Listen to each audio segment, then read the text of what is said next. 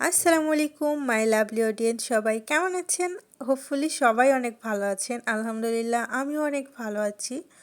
দুদিন আগে বাসায় গিয়েছিলাম, মা অসুস্থ ছিল তাই বাসায় গিয়ে নিজের হাতে রান্না করে মা বাবাকে খাইয়েছি। এটাতে যে কত শান্তি গাইস, বলে বুঝাইতে পারবো না। আমার বাসায় যেতে যেতে দুপুর হয়ে গেছিল, আর মা যেহেতু অসুস্থ তাই দুপুরের রান্নাটা আর দুপুর এবং রাতের দুইটা রান্নাই আমাকে করতে হয়েছে। আর আমার বাসায় গেলে রান্না করতে ভীষণ ভালো লাগে, মাটির উনুনে রান্না করার মজাই আলাদা।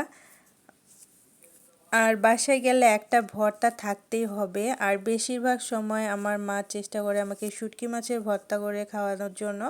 আর আমিও গিয়ে সেটাই করলাম, কারণ আমার ভীষণ ভালো লাগে শুটকি মাছের ভর্তা, আর প্রচণ্ড পরিমাণ ঝাল ঝাল।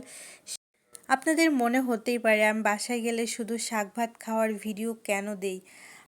আসলে মায়ের হাতের কিছু কিছু খাবার থাকে যেগুলো ভীষণ ভালো লাগে। আর আমার ফার্স্ট থেকেই ছোট থেকেই শাক ভর্তা এই দুইটা জিনিস খুবই পছন্দ।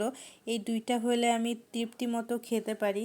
আর বাসায় যাওয়ার আগেই মাকে আমি ফোন করে বলে দিই আমার জন্য একটা ভর্তা কিংবা শাক রাখবা, শাক রান্না করবা, আমার এটা খেতে মন চাচ্ছে।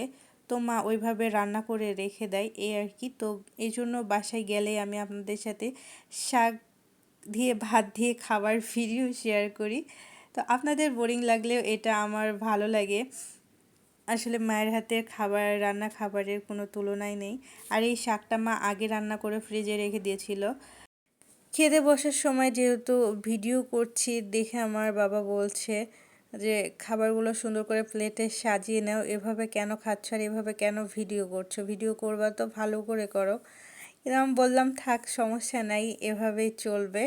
আসলে এক হাত দিয়ে খাওয়া আর এক হাত দিয়ে ভিডিও করা এটা আমার জন্য খুবই কষ্টকর বিষয়, যেহেতু স্ট্যান্ড নিয়ে যায়নি। তো এক হাত দিয়ে খেতে হয় আর এক হাত দিয়ে ভিডিও করতে হয়।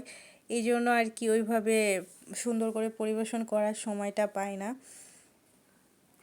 এই যে গায়ে শুটকি মাছের ভর্তা দিয়ে আমি খাবারটা খাচ্ছি, এত টেস্টি হয়েছিল এই শুটকি মাছের ভর্তাটা, কি বলবো তোমাদের। আর এইটা অন্য কোনো শুটকি মাছ না, এটা হলো ছোট শুটকি মাছ না, এটা বড় মাছ, যেগুলো বাসায় খাবার জন্য বড় মাছ নিয়ে আসে। ধরো তেলাপুয়া, সিলভার কাপ কিংবা রুই মাছের পোনা, ছোট সাইজের মাঝারি সাইজের এইগুলা আমার মা যখন বাড়তি হয় বেশি দিন ফ্রিজে না রেখে কী করে ওগুলোকে শুটকি বানিয়ে ফেলে, সুন্দর করে পরিষ্কার করে। এটা বাড়িতে মায়ের হাতের বানানো শুটকি।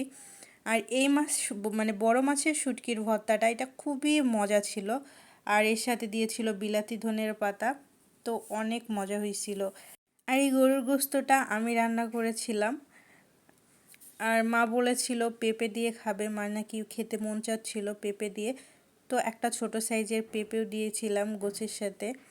পুরো ভিডিও দেখে পাশে থাকার জন্য অনেক অনেক ভালোবাসা। আল্লাহ হাফিজ।